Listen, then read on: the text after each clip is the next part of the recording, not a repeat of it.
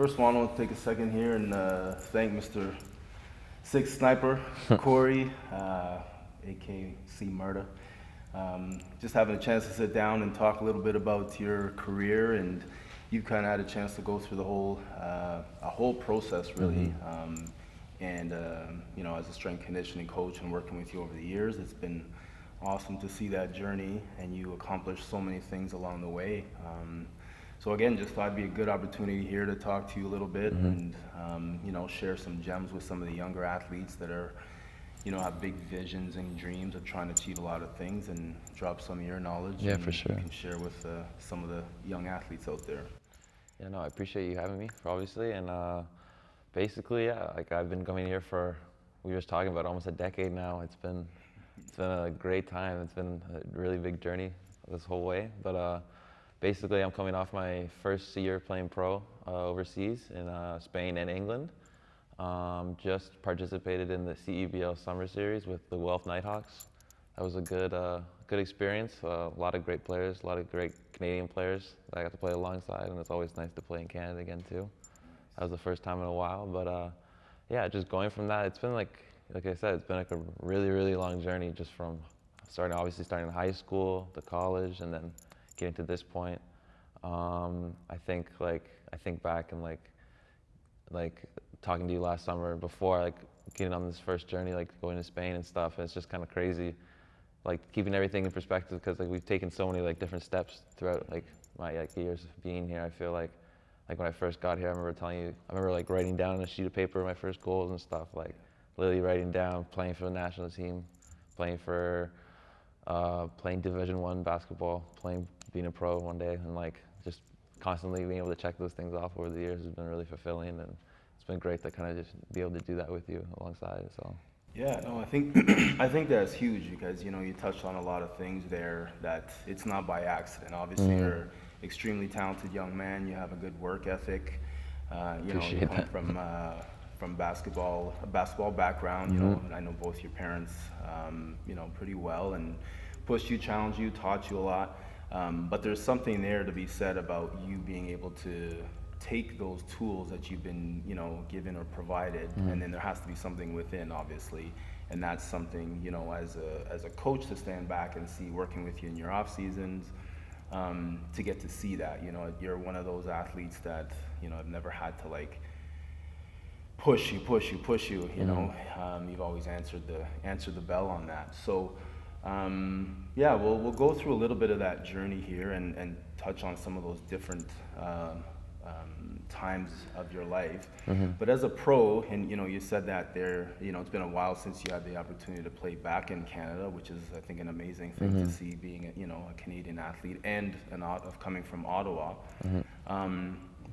As a professional now, and you've had a chance to do a little bit of reflection, you know, what are some of the things as a pro that you see that you're continuing to work on your game, whether that's, you know, on the court? I know you spent a lot of time working with a lot of solid coaches as well, but you know, off-season training-wise, like what are some of the things there that you know, you still continue to invest in, obviously, to help you? I mean, I know for you, you're not at the end of the road. You still have a lot of things you want to accomplish as a pro. But maybe touch on a few of those things, you know, that you still have at the forefront of your mind as you continue to evolve your game. yeah, for sure. Like you said, like the work ethic is something that's always, I think it's always been there, and that's always like been driven me.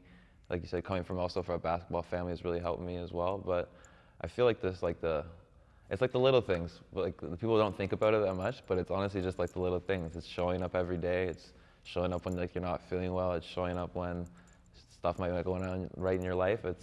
It's like getting the work done when you need to get done, and having the right intentions and with the right mindset approaching it. So I feel like that's just been a really big thing for me, just the consistency over the years, and obviously you've helped me staying on me and keeping me in check, because I obviously haven't been straight and narrow the whole time, but you definitely kept me in that line. So I feel like that's one of the biggest transitions like I've taken from just like throughout. But I feel like another big thing for me as a pro now is just kind of just understanding myself as a basketball player more, and really approaching like my body as like basically like my temple, and it's like it's basically my money flow right now. So I have to treat it that way, and I have to take care of myself more, and I have to really focus on the things that make me better. So I feel like the pro game is really kind of just maybe almost take a step back from everything and just see the game from a greater picture and see myself how I can really just continue to get better as an individual.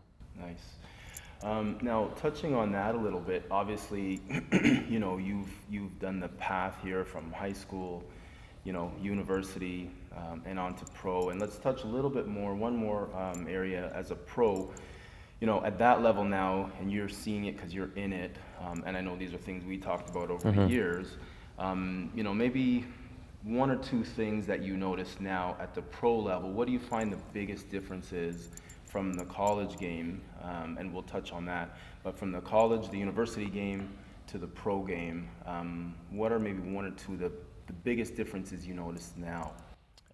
So definitely huge differences, but one was just like the ability to adapt, because the pro game it's like I'm sure it's cutthroat. Like one day like things can't be going well and teams can make changes and you can lose your job and you can be kind of just like left in the open. So it's really just kind of like honing in on like what you can do and figuring out how you can better yourself to help whatever team you're on. But you got to also remember that like it's almost more of like a motivation almost too. It's kind of like you got to keep yourself in check more, because this is now your profession. This is like, it's no longer like maybe you're at college, you have other distractions and stuff. It's more about really just like almost growing up in a sort of fashion. So that's definitely one of the differences. And then another difference really is just the pace of the game. It's far different from college. Cause I heard people been telling me that over the years and stuff, and I didn't really understand it until like I was in it. And it's definitely just like a slower paced game, and it's more individual focused. So it's just kind of like you have to definitely hone in on your skills and become more of an all-around player for sure.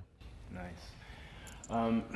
Now I think that's interesting. You brought up the point there about adaptability, and you finding a way within the pro game how to adapt your game, and obviously you have a skill set, and then that fits into the pro game.